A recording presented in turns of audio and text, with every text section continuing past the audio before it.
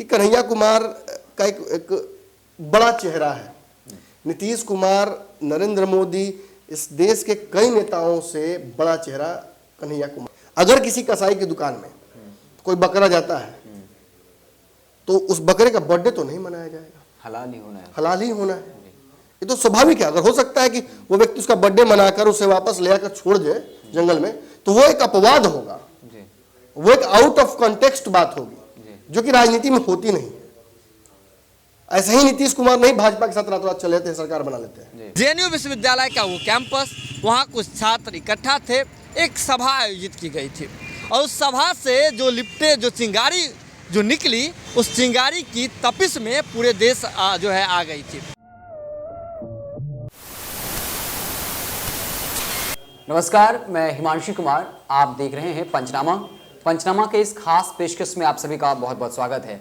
खास करके इस पंचनामा में हम जो है प्रश्नवाचक चिन्ह से शुरुआत करते हैं और विराम चिन्ह पर इसे खत्म करते हैं। यानी हम एक सवाल पूछते हैं और डॉक्टर अमर मिश्रा जो हमारे सर हैं वो आपको एक सटीक विश्लेषण करते हैं और उस प्रश्नवाचक चिन्ह को जो है पूर्ण विराम में बदलते हैं। मतलब उसका विश्लेषण जो है आपको बाकायदा बता दिया जाता है उसका आंसर क्या होगा। तो आज जो हमारा सवाल है वो सवाल ये है कि नीतीश कुमार और कन्हैया कुमार के बीच में आखिर क्या खिचड़ी पक रही है।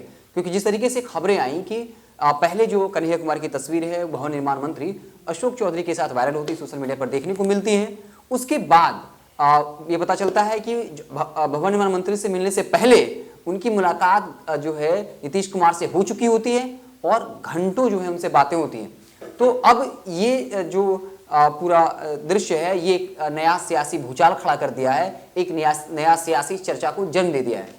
तो सर सवाल यही है और इसी से शुरुआत करेंगे। क्या कुछ सियासी खिचड़ी पक रहा है कन्हैया कुमार और नीतीश कुमार के बीच में?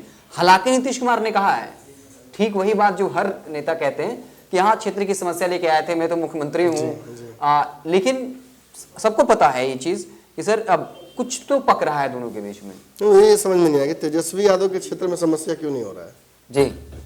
उनके क्षेत्र में समस्याएं खत्म हो गई हैं क्या जी? चिराग पासवान के क्षेत्र की समस्याएं काहे नहीं खत्म हो रही हैं जी कि खत्म हो गई हैं? इतनी सहूलियत से शब्दों को पिरो देना नीतीश कुमार की आदत रही है जी। लेकिन मैं ऐसे थोड़े पीएचडी करके बैठा हूँ जी। मुझे भी पता है कि जब वो कहते हैं तो उसका मतलब क्या होता है। अगर आज नीतीश कुमार को इस्तीफा देना पड़ जाए भाजपा के किसी कारण से जी। तो वो सरेआम बताएंगे कि जब कन्हैया आए थे तो उन्होंने मुझे ऑफर दिया था, जब उससे पहले लोग आए थे तो उन्होंने मुझे ऑफर किया था, सभी त्रस्त से भाजपा से। और हालांकि मैं हेड ऑफ माय टाइम मैं बातें कह रहा हूँ लेकिन मुझे पता है इसलिए मैं कह रहा हूँ। खैर हम इस चर्चा पर नहीं आएंगे ना भविष्यवाणी करेंगे। हम ये जरूर बताने की कोशिश करेंगे जो प्रश्न सभी के जहन में आ रहा है। कई बड़े बड़े विश्लेषकों ने बिहार के इसको अलग अलग तरीके से समझाने का प्रयास किया है। ऑब्वियसली प्रथम दृष्टया ये ऐसा ही लग रहा है कि कन्हैया कुमार जदयू की तरफ आना चाहते हैं क्योंकि उनकी पार्टी ने उनके खिलाफ निंदा प्रस्ताव लाया है। उस पार्टी में बहुत ज़्यादा उनकी पूछ हो नहीं रही है जब से वो कार्यक्रम पूरा हुआ है। चुनाव वो हार चुके हैं। पॉपुलैरिटी की स्थिति ऐसी है कि कब चली जाए राजनीति में पॉपुलैरिटी किसकी ये कुछ कोई कह नहीं सकता। सबके पास एक बैकअप प्लान होना चाहिए। एक और बड़ा जो दोनों के बीच घनिष्ठता का एक विषय बनता है 2015 के आसपास नीतीश जी की जो सरकार बनी थी महागठबंधन की, उसका 16 में ये मामला उठ के सामने आया था। उसके बाद नीतीश कुमार, लालू यादव और अशोक चौधरी ये तीन लोग थे जिन्होंने कन्हैया कुमार जब वो आए थे बिहार तो उनसे मुलाकात की थी। इस मुलाकात के बाद नीरज कुमार इसके साक्षी बने थे। नीरज कुमार लेकर गए थे कन्हैया कुमार को। बाद में कन्हैया कुमार के लेकर जब नीरज कुमार से सवाल पूछा गया तो वो धीरे से पलट गए। लेकिन ये बात समझ में आ गई कि नीतीश कुमार जो सेकुलर नीतीश कुमार है उनको कन्हैया कुमार बहुत पसंद है। तो फिर भाजपा और नीतीश कुमार से उनकी मुलाकात का भी क्या मतलब हो सकता है? देखिए कुशवाहा से नीतीश कुमार की मुलाकात का क्या मतलब हो सकता है? हम तो चर्चा ही कर सकते हैं ना। हम जो नेता हमें अंदर की बातें कभी कभी बता देते हैं, छोटे नेता। कुशवाहा जी कहाँ से चुनाव जीते हैं जो वो क्षेत्र की समस्या लेकर आए थे? अब यहाँ बात यह है कि ये सारी चीज़ें प्रेशर पॉलिटिक्स है। मुझे आप पर दबाव बनाना है तो मुझे अपनी संख्या बढ़ानी होगी, मुझे अपना दायरा बड़ा करना होगा, मुझे अपनी एक्सेप्टेबिलिटी को मजबूत करना होगा। नीतीश कुमार की एक्सेप्टेबिलिटी इतनी क्रॉस प्लेटफॉर्म है, वो हर पार्टियों में एक्सेप्टेबल है। लालू यादव की आवश्यकता पड़ी, उन्होंने भी नीतीश कुमार को एक्सेप्ट किया। भाजपा को उन्होंने बेइज्जत करके हटाया, फिर भी भाजपा को आवश्यकता पड़ी तो नीतीश कुमार को उन्होंने एक्सेप्ट किया। आज भाजपा के पास कोई मजबूरी नहीं है नैतिक नीतीश कुमार को सीएम बनाए रखने की, लेकिन फिर भी नीतीश कुमार को एक्सेप्ट कर रही है।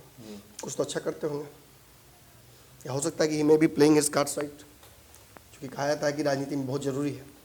आज चिराग पासवान जिस तरह से एक्सपोज्ड है, उनकी पार्टी जिस तरह से कगार पर टूट के पड़ खड़ी है, उपेंद्र कुशवाहा अपनी राजनीतिक अंत की ओर बढ़ रहे हैं, अनलेस कि लव कुश समीकरण न सध जाए, अनलेस कि उनकी आवश्यकता न पड़ जाए।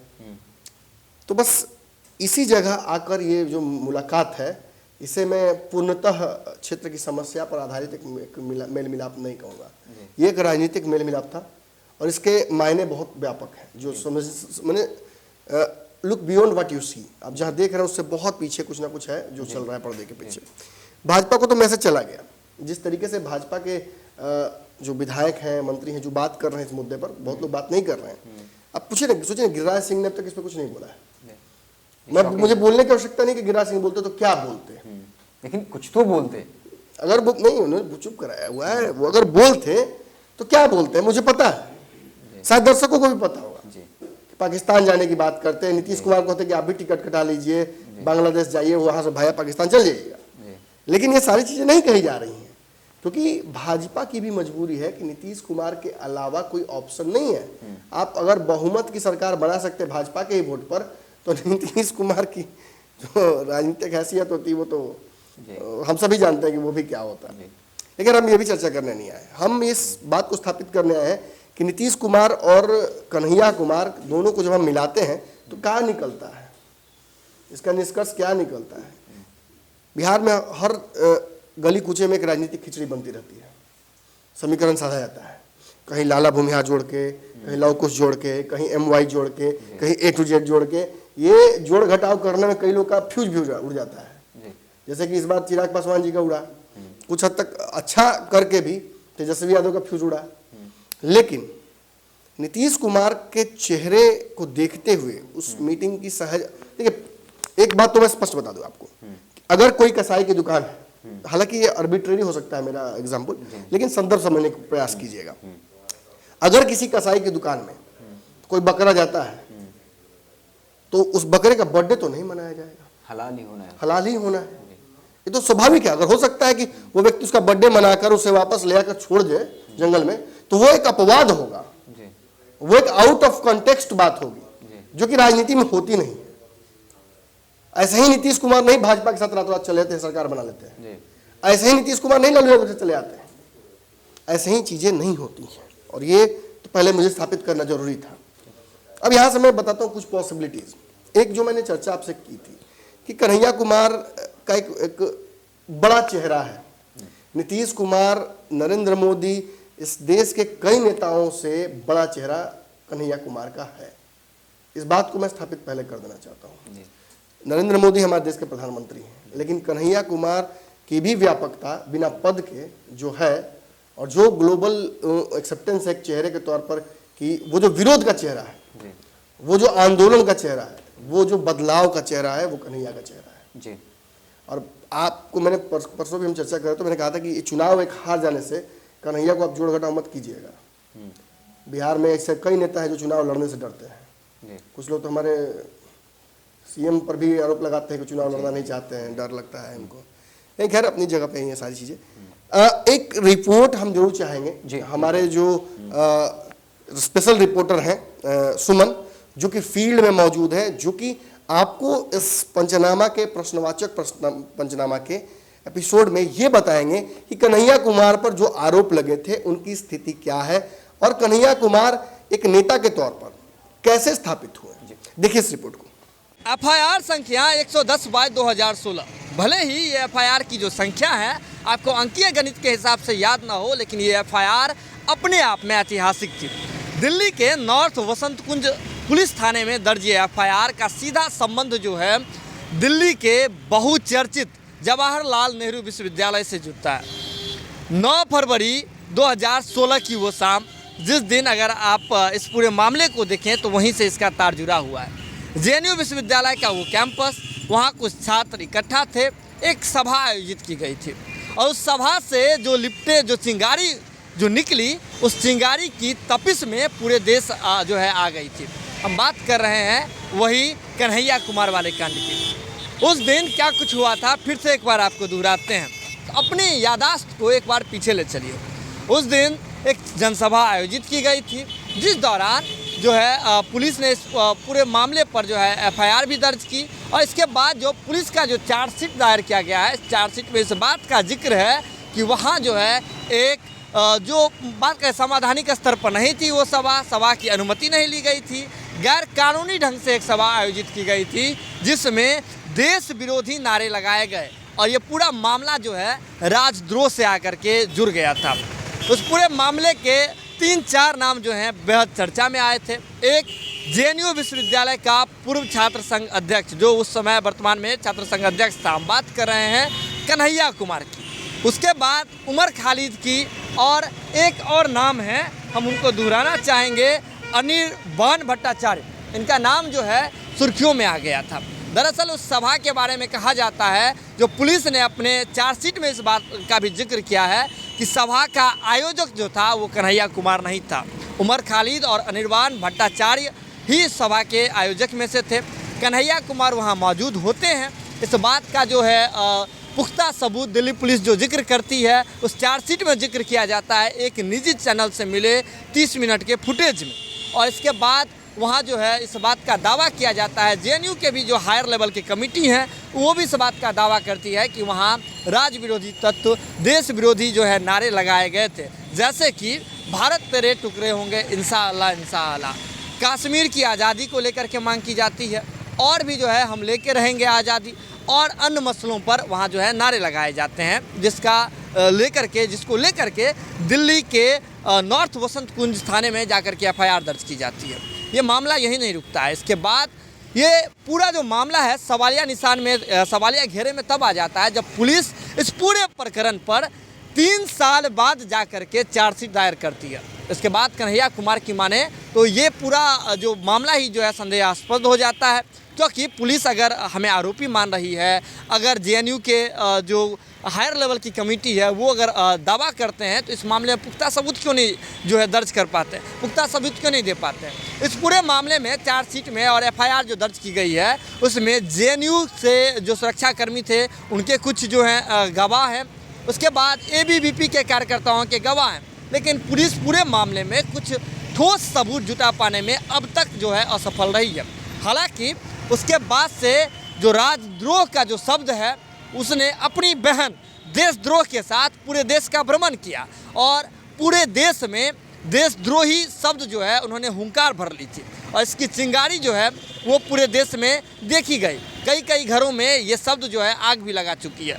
लेकिन कन्हैया कुमार को ये पूरा मामला जो है इतना पॉपुलर किया कि नरेंद्र मोदी के विरोध में जाकर के, अगर नरेंद्र मोदी के विरोध का और कोई कदावर नेता है तो उसके रूप में कन्हैया कुमार को उस प्रकरण ने और वो चार्जशीट ने जाकर के स्थापित कर दिया। अभी तक इस पूरे मामले को लेकर के कोई ठोस सबूत या कोई भी पूरी जो प्रक्रिया है, जो एक निष्कर्ष पर पहुँचे, जो एक जगह पर एक स्तर पर जाकर के पहुँचे, उच्च स्तर तक जाके पहुँचे, वहाँ तक तो नहीं पहुँच पाई है। लेकिन पूरे मामले को देखें तो इसमें सीधा फायदा कन्हैया कुमार का हुआ था, और कन्हैया कुमार मोदी विरोध के मोदी विरोध के जो एक कदावर नेता हैं वो बन करके सबके सामने आ गए थे, और फिलहाल इकलौते नेता के तौर पर भी देखे जा रहे हैं। कैमरामैन मुकेश के साथ मैं सुमन सौरभ, भारत लाइव। तो आपने देख लिया कन्हैया कुमार का इस देश की राजनीति में आगमन कंट्रोवर्सी से ही हुआ है जी। लेकिन आज जिस जगह पर वो खड़े हैं, आप इस बात को भूल नहीं सकते हैं कि जितने लोग उजाला मैं गलत बोल रहा हूँ, जितने लोग सफ़ेद रंग को पसंद करते हैं उतने ही लोग काले रंग को भी पसंद करते हैं जी। गलत दोनों नहीं है।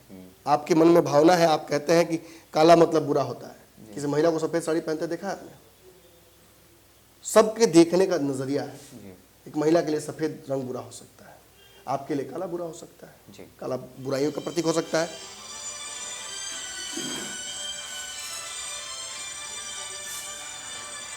कौन है? किनका फोन है? वाइब्रेट में कर दिया था इसको। सुबह से 4 बजे तक तो समझाएं। इतना मन तेज रखने का जरूरत है यार। वाइब्रेट तो पता नहीं ले रहा, वाइब्रेट कर रहा, वाइब्रेट ले नहीं रहा। मैं मर स्विच ऑफ करूँगा, फ्लैट ऑफ क्या करूँगा मैं? खाली वाइब्रेशन ऑन करने ऑफ करने से मैंने म्यूट हो जाएगा कि वाइब्रेशन ऑन ऑफ होगा? कहाँ थे? हाँ कि वो काला और सफ़ेद वाला। तो ये मत कहिए कि कोई रंग या कोई आइडियोलॉजी गलत है। जी नीतीश कुमार जिस तरह से आइडियोलॉजी बदलते हैं वो अच्छे इस बात के एक प्रचारक हो सकते हैं, एक पोस्टर बॉय हो सकते हैं कि आइडियोलॉजी, हर सारी आइडियोलॉजी सही है। जी हमरे बोलना पे कहा बोल रहा है सब। जय जय।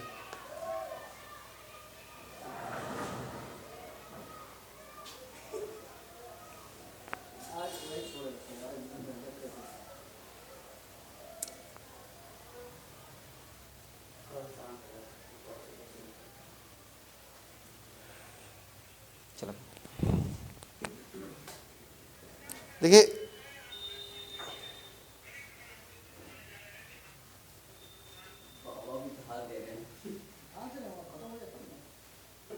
हो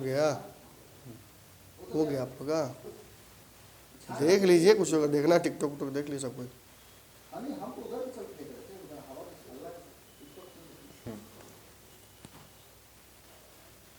तो एक बात तो स्थापित हो गई है कि आइडियोलॉजी से कोई चीज़ होती नहीं है राजनीति में, वर्तमान राजनीति में।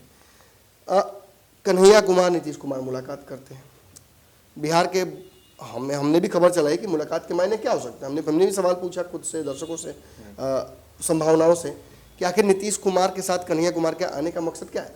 बिहार के एक बड़े राजनीतिक विश्लेषक हैं, उनका कहना है कि कन्हैया कुमार नीतीश कुमार के राजनीतिक उत्तराधिकारी हो सकते हैं। जो प्रशांत किशोर में उन्होंने खोजा, जो अन्य लोगों में उन्होंने खोजने की कोशिश की, लेकिन मुझे ऐसा नहीं लगता। देखिए, 3 मुख्य कारण हो सकते हैं प्रशांत किशोर, माफ कीजिएगा, कन्हैया कुमार का नीतीश कुमार से मिलने के। जो सबसे पहला कारण, जो सभी लोग कह रहे हैं कि वो जदयू में शामिल होंगे, जैसा कि मुझे लगता नहीं है, जैसा कि इनकी पार्टी ने भी स्पष्ट तौर पर ये बात बयान दे दिया है। दूसरा, मुझे ऐसा लगता है, और इसका एक बड़ा वर्ग भी जो सोचता है इस तरह से, कि कन्हैया कुमार पर दबिश बढ़ सकती है। हमारे जो दिल्ली के रिपोर्टर हैं विशाल यादव, खासतौर पर इस बात पे एम्फेसाइज वो करते हैं कि उन पे जो सेडिशन के तथाकथित चार्जेस लगे हुए हैं, उनके तहत उन्हें कभी भी परेशान किया जा सकता है। बिहार में उनके घर की कुर्की जब्ती, कुछ भी हो सकता है। तो इन सारे परिस्थितियों को लेकर उनकी मुलाकात नीतीश कुमार से हो सकती है। और सिंस नीतीश कुमार और भाजपा के बीच इस वक्त इस तरह से माहौल बना हुआ है, सब दोस्ती भी है, लेकिन वो एकदम तगड़ा कंटेंशन है, उसके वजह से इनके मुलाकात का एक मोरल प्रेशर पड़ेगा भाजपा की ओर कि भाजपा अब बहुत ज़्यादा एग्रेसिव होकर कन्हैया कुमार पर दबाव ना डाले। ये बड़ा कारण हो सकता है। लेकिन मुझे लगता है कि जब जो कन्हैया अब तक नहीं डरा इन सब चीज़ों से, वो अंत में आके इन छोटी सी बात से डरेगा नहीं। राजनीति अपनी अपनी होती है। वो उसने जिस तरह से अब तक जहाँ भी वो रिप्रेजेंट किया है, वो खड़ा रहा है, उसने एहसास कराया है कि वो पीछे हटने वालों में से नहीं है। हो सकता है राजनीति का आइडियोलॉजी अलग हो, लेकिन जो मुख्य बड़ी वजह जो मुझे लगता है जो पक रहा है, वो ये है कि बंगाल में चुनाव है। बंगाल में कितने दिनों तक सीपीआई ने शासन किया है ये तो विशेष आप बताइएगा, लेकिन मैं बता दूं आपको कि बंगाल से बहुत तगड़ा कनेक्शन है नीतीश कुमार और कन्हैया कुमार की मुलाकात का। एक छोटा सा राजनीतिक समीकरण में समझा दूं पहले, उसके बाद आप विशेष बंगाल वाली परिस्थिति को समझाने का प्रयास कीजिएगा। बिहार में चिराग पासवान अनटचेबल हो गए, कोई उनको छूना नहीं चाहता है। तेजस्वी यादव की राजनीतिक स्थिति ऐसी है कि महागठबंधन में कांग्रेस को लेकर संशय बना हुआ है। कांग्रेस में एक बड़ी टूट होने को लेकर ही अभी तक कोई बयान नहीं राजद की तरफ से आया है कि कांग्रेस में टूट न हो जाए, क्योंकि वो भी नुकसान महागठबंधन यानी राजद को ही होगा। और नीतीश कुमार जिस वर्तमान स्थिति में अभी हैं, भाजपा के साथ कितने दिन उनका निभना है ये तो हम सभी ने स्थापित कर लिया है। बंगाल चुनाव की तिथि शायद एनडीए गठबंधन की एक्सपायरी डेट हो सकती है। उस दिन के उस रिजल्ट के दिन तय हो सकता है कि भाजपा को नीतीश को लेकर क्या सोचती है। ऐसे में जब सभी का कोई ना कोई अलायंसेस है, सभी ने कुछ ना कुछ प्लानिंग्स बना रखी हैं। अब देखिए, मुकेश सहनी भाजपा के साथ है, मांझी नीतीश कुमार के साथ अलाइंड है, और मांझी की जो स्थिति बन गई थी, उपेंद्र कुशवाहा की जो स्थिति बन गई थी भाजपा के खिलाफ, वो कितना एक बार न्यूट्रलाइज हो गया जब वो एनडीए में नीतीश के माध्यम से आते हैं, तो एक प्रोटेक्टर मिल जाता है उनको। और बंगाल की स्थिति को यह समझने की कोशिश कीजिए। बंगाल में ममता बनर्जी, तेजस्वी यादव एक साथ जाएंगे तो तय हो गया है। इस बात में भले ही अभी समीकरण सामने नहीं आ पाए हों, लेकिन श्याम रजक ने ये बातों बातों में ये बात कह दी है कि बंगाल में ममता बनर्जी के साथ ही चुनाव लड़ने की तैयारी चल रही है। तो अगर बंगाल में ममता बनर्जी और तेजस्वी यादव एक हो रहे हैं, भाजपा अपनी डपली अपना राग करेगी, नीतीश कुमार क्या ममता बनर्जी के साथ जाएंगे? नीतीश कुमार का रोल बंगाल चुनाव में महत्वपूर्ण हो जाता है, इसलिए भी कि वो भाजपा के साथ बिहार में है। और अरुणाचल की घटना जो हुई थी, अरुणाचल की, कहीं ना कहीं वो रिवेंज लेना वो तो रिवेंज बोलेंगे ही। और उसमें यह स्थापित भी हो गया था कि बिहार के बाहर ये गठबंधन नहीं है एनडीए का, जदयू और भाजपा के बीच कम से कम नहीं है। तो ऐसे में नीतीश वहां फ्री है, और अगर वहां नीतीश फ्री है और वो वहां पर अगर सीपीआई का साथ देते हैं तो त्रिशंकु लड़ाई, तगड़ी लड़ाई वहां हो सकती है।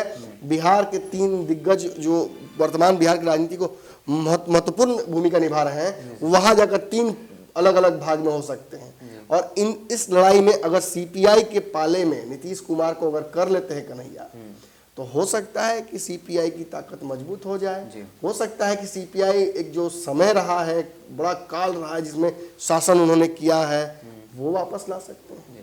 विशेष बंगाल की बातें तो आप बता सकते हैं। जी बता दें कि बंगाल में जो है सब मिलाकर 294 विधानसभा सीट है। 2 सीट ऐसी जहाँ पे मनोनीत होना पड़ता है, तो 292 सीटें हैं। अब वहाँ का राजनीतिक समीकरण कुछ इस तरीके से है कि 2019 में जो है बीजेपी ने जो मत प्राप्त किया है वो 40% के पास किया है, और टीएमसी और जो इसका अंतर है वो मात्र 3% का है, क्योंकि जी बीजेपी ने 40% और टीएमसी ने 43% का जो मत प्राप्त किया है। तो अब तो ये स्पष्ट है कि पश्चिम बंगाल में बीजेपी जो है मुख्य विपक्षी दल बन चुका है। पहले जो वो कांग्रेस और वाम दल हुआ करता था, लेकिन वाम दल का जो प्रतिशत अगर आप देखें 2011 के बाद से, तो वो 8 से 10% तक सिमट गया है। हालांकि फिर भी एक अच्छा इम्पैक्ट डालता है जो सरकार बनाता था, जी जो सरकार बनाता था उसका जो बहुमत 30 साल का शासन रहा है। जी अब जो मामला बता दें कि 2016 में अगर हम बात करें तो लेफ्ट कांग्रेस का जो है वो गठबंधन था, लेकिन ये भी बहुत ज्यादा कुछ नहीं कर पाया और सरकार नहीं बना पाया।